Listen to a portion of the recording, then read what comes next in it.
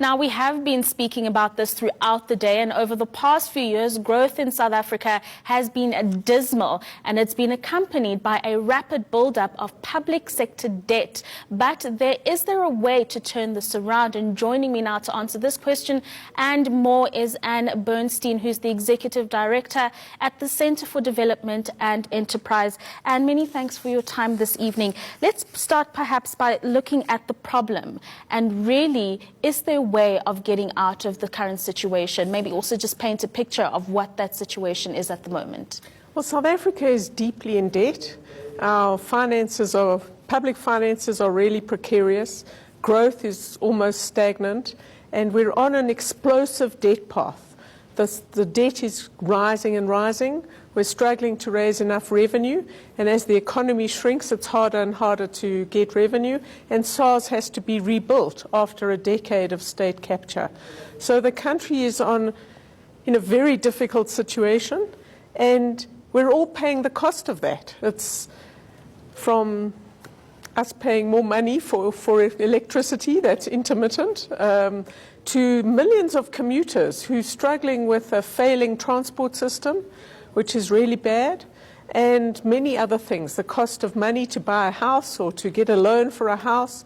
Investors are very cautious in this risk environment of really getting back to a debt to GDP ratio as bad as it was at the beginning of the democratic era. So all that hard work that so many people have done has been sort of backtracked. So it's a very difficult situation for South Africa. And I think the most important thing is that the weight of the debt is now so large compared to our stagnant economy that it is going to hold back growth. It's already holding back growth, and it's repelling investors. So unfortunately, South Africa has to fix its fiscal crisis and its growth challenge at the same time.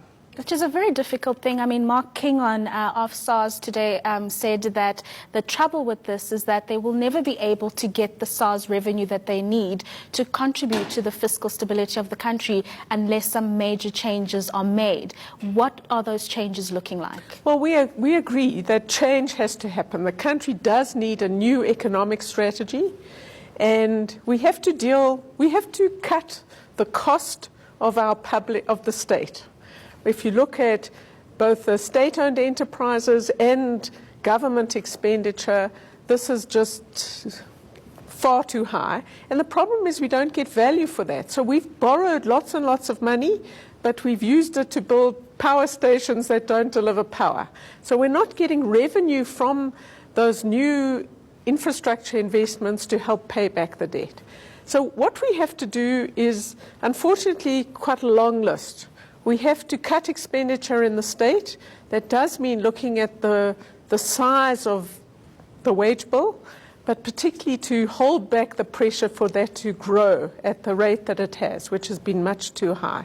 We have to make some bold decisions about the state-owned sector. We can't keep pouring money in bailout after bailout into institutions that are not competitive. If they can't cut revenue or cut expenses or increase revenue, they have to close or be restructured. And we need to rethink the size of the state.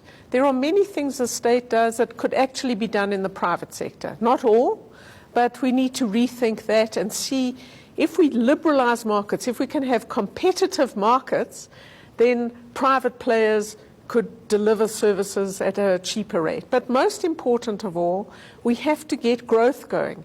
If we can grow this economy, and in our report you will see that we show how if we had grown at just 1% per annum over the last decade, South Africa would be in a very different position, both in terms of growth but also debt.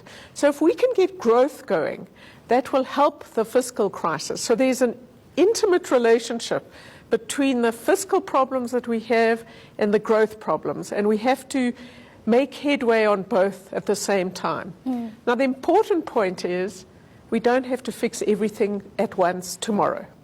We can send some strong signals, and I think that's what the Minister of Finance's document is trying to do. We've got to send some strong signals that there is real determination in government to make some bold choices, some trade-offs, and to start moving South Africa in a new direction. And we have to send signals that aren't just the ones that are easy to do, but that will actually turn sentiment around so we will get more investment. But Anne, these bold moves and these bold policy adjustments that you talk about, how will they be able to weather the storm? There's talks about a global recession that's looming, and we know that our spending increased after the 2008 crisis. If these plans are implemented, are you confident that we may be able to attract the necessary investment and really just reverse the trend of the increasing debt that we've seen over the last few years? Look, we're a small economy in the global economy. And one of South Africa's big advantages is that most of our debt is in rands, and we have one of the developing world's most sophisticated and deep financial markets. So if we can send the right signals, the signals that business is asking for, then we can get domestic investment going, and that can start to turn things around. So we need a different attitude to the role of markets and the size of the state. We need to maximize on what works in South Africa, which is partly our financial sector and the dynamism of investors and firms and ordinary South Africans at this time of state capture and state weakness. And we need leadership. We need leadership from the president and his team that we are going to turn things around, even though it is hard to do politically. We are going to take the hard choices, and we're going to stop this explosive debt path. We're going to bring revenue and expenditure closer together, which we haven't done for the last decade. Right, a glaring announcement there from you about strong leadership to get the economy moving. And many thanks for your time this evening.